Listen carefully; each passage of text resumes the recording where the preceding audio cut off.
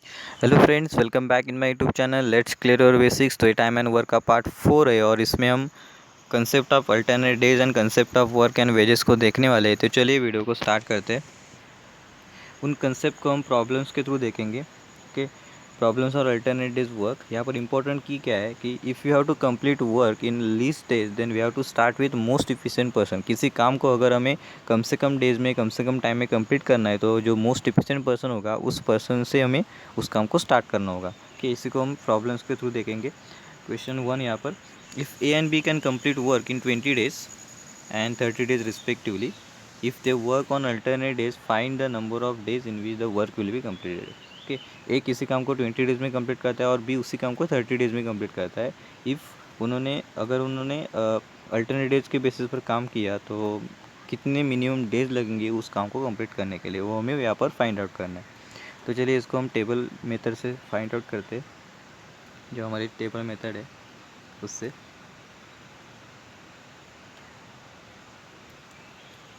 PRTW। Okay, यहाँ पर P क्या है, person, R is efficiency, T is time and W is a work. Okay, so यहाँ पर दो पर्सन है, A और B, A and B। Okay, A कितने डेज लेता है वर्क को कंप्लीट करने के लिए, 20 डेज लेता है, और B उसी को वर्क को कंप्लीट करने के लिए 30 डेज लेता है।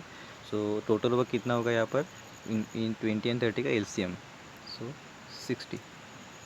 ओके, सो 60 हो गया टोटल यूनिट्स ऑफ वर्क। यहाँ से हम इफिशिएंसी को निकाल सकते हैं। ए की इफिशिएंसी क्या होगी, 60 डिवाइडेड बाई 20, सो 3, और बी की इफिशिएंसी 60 डिवाइडेड बाई 30, 2।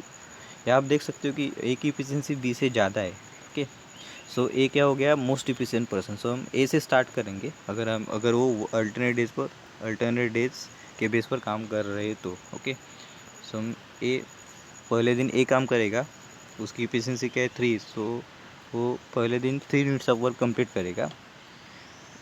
दूसरे दिन बी काम पर आएगा, वो उसकी इफिशिएंसी 2 है और वो 2 यूनिट्स ऑफ वर्क कंप्लीट करेगा। अगेन थर्ड डे पर ए काम करेगा। इस तरह वो चलता रहेगा। यहाँ पर क्या आप देख सकते हो कि जो 5 यूनिट्स ऑफ वर्क कंप्लीट हो रहा है इन 2 डेज, 2 दिनों में 5 यूनिट्स ऑफ वर्क कंप्लीट हो रहा है। अगेन उसके बाद अगले 2 दिनों में 5 यूनिट्स ऑफ वर्क कंप्लीट होगा। उसके आगे अगेन 2 दिनों में 5 यूनिट्स ऑफ वर्क कंप्लीट होगा। इस तरह चलता रहेगा, राइट।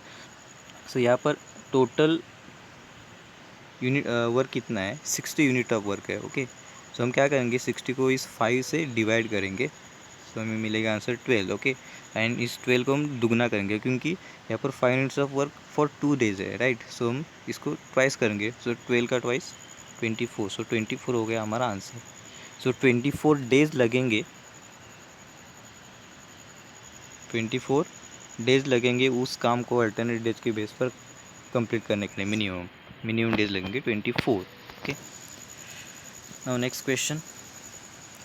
इस क्वेश्चन को देखने के पहले आप, अगर आपको जो पिछला क्वेश्चन है वो अच्छी तरह से समझ आ गया होगा तो प्लीज़ आप इस क्वेश्चन को अच्छी तरह से खुद से सॉल्व करो, इस वीडियो को पॉज करके, राइट। आई होप आपने इस क्वेश्चन को सॉल्व किया होगा। तो चलिए इस क्वेश्चन को देखते हैं हम। A and B can complete work in 10 days and 20 days respectively. If they work on alternate days, find the number of days in which the work will be completed. Okay,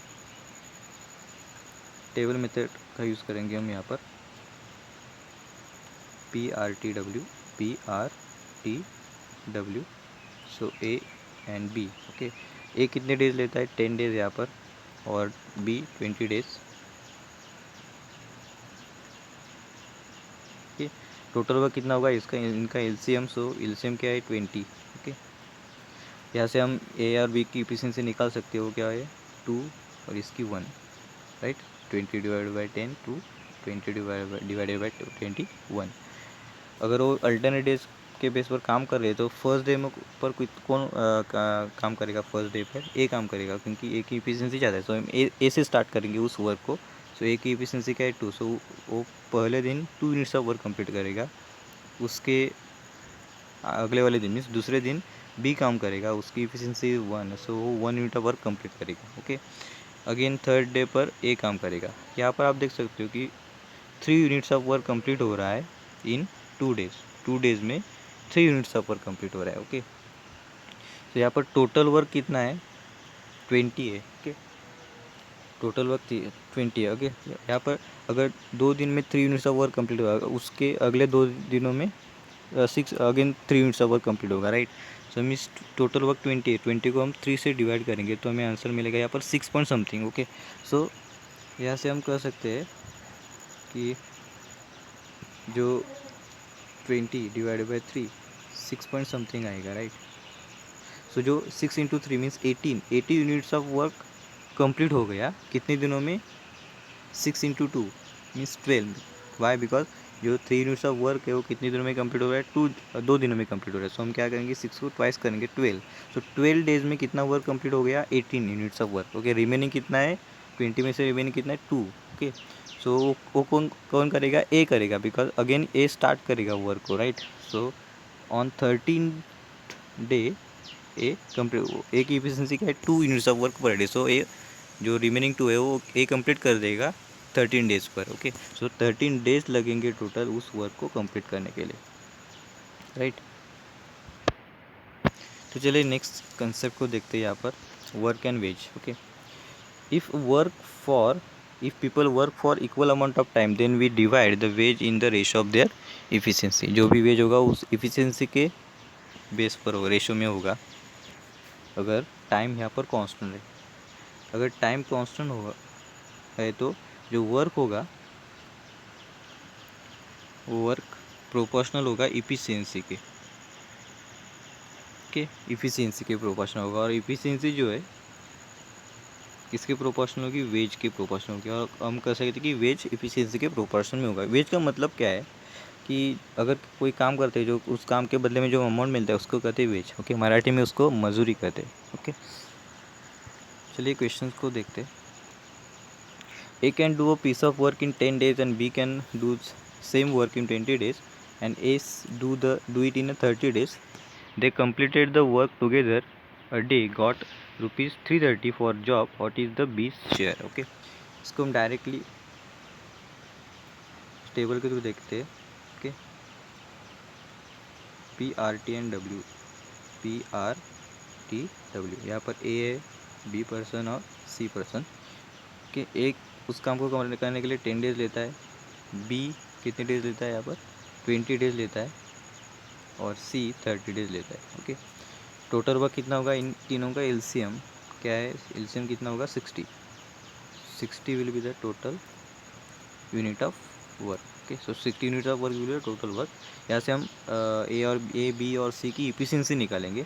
so 60 divided by 10 6, 60 divided by 20 3, 60 divided by 30 2। Okay, यहाँ से हमें efficiency milli, A B और सी की efficiency मिली। Okay, हमें पता है कि अगर टाइम कांस्टेंट, यहाँ पर वो सिंगल डे में वो का वर्क कर रहे हैं, राइट। सो यहाँ पर टाइम कांस्टेंट है, तो जो वेज होगा वो किसके रेशो पर डिवाइड होगा? इफिशिएंसी के रेशो पर डिवाइड होगा, राइट। सो अगर उन तीनों ने एक साथ काम किया एक दिन के लिए, सो इनकी एफिशिएंसी की एडिशन होगी, सो 11, राइट। सो इनकी टोटल एफिशिएंसी क्या है? 11 है, राइट। और इस 11 एफिशिएंसी के लिए उनको कितने अमाउंट ऑफ रुपीज़ मिल रहे हैं? 330, इतना वेज मिल रहा है उनको। ओके, अगर 11 को 330 तो 1 यूनिट एफिशिएंसी के लिए कितना होगा? 11 एफिशिएंसी होगी टोटल, तो उसको 330 है, तो 1 के लिए कितना होगा? 30, राइट। क्रॉस मल्टीप्लाई करेंगे हम यहाँ पर 30। अगर 1 के लिए 30 है, 1 एफिशिएंसी के लिए, तो यहाँ पर हमें किसका शेयर निकालना है? बी का शेयर निकालना है। बी की एफिशिएंसी क्या है? यहाँ पर 3 है। सो अगर 1 के लिए 30 है तो 3 के लिए कितना होगा? 3 इंटू 3 30 90। सो 90 रुपीज़ उस 330 में से 90 रुपीज़ हो गए, वो किसका शेयर होगा? 20 का शेयर होगा, राइट। अगर आपको ये वीडियो अच्छा लगा है तो प्लीज़ लाइक कीजिए वीडियो को, और अगर आपने इस मेरे चैनल को सब्सक्राइब नहीं किया अभी तक तो प्लीज़ सब्सक्राइब कीजिए। और एक बात, आप देख रहे हो कि अगर आपने मेरे जो तीनों पार्ट है अच्छी तरह से समझ लिए तो जो प्रीवियस ईयर क्वेश्चंस है वो आपसे आसानी से सॉल्व हो सकते हैं। आप प्रीवियस ईयर क्वेश्चंस लगाओ, ऐसा कौन सा भी प्रॉब्लम नहीं है टाइम और वर्क का जो आप नहीं सॉल्व कर सकते आप। ओके, तो